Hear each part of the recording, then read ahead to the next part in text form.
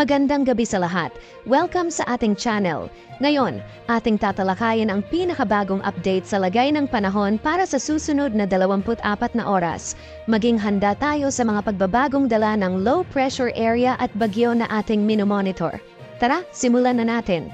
Sa ngayon, may low pressure area tayong minamanmana na huling namataan sa layong 300 at 50 kilometro kanluran ng Abukay, Bataan. Ayon sa Pag-asa, hindi ito inaasahang lalakas bilang tropical depression sa mga susunod na araw.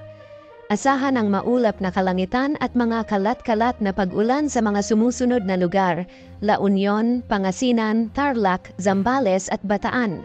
Maging alerto sa mga posibleng biglang pagbaha at pagguho ng lupa, lalo na kung umulan ng malakas.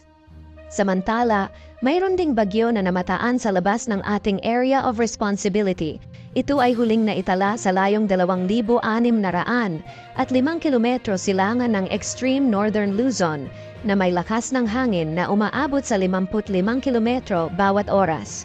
Ngunit, magandang balita dahil hindi ito inaasahang papasok sa ating PAR.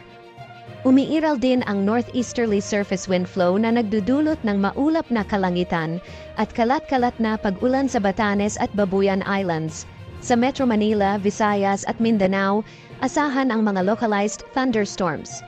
Maging handa sa mga biglaang pag-ulan, lalo na kung magkakaroon ng severe thunderstorms.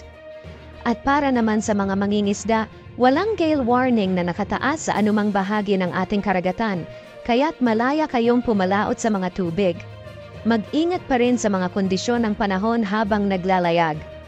At yan ang ating update sa lagay ng panahon. Huwag kalimutan mag-subscribe at i-like ang video na ito para sa higit pang mga balita at updates. Maraming salamat!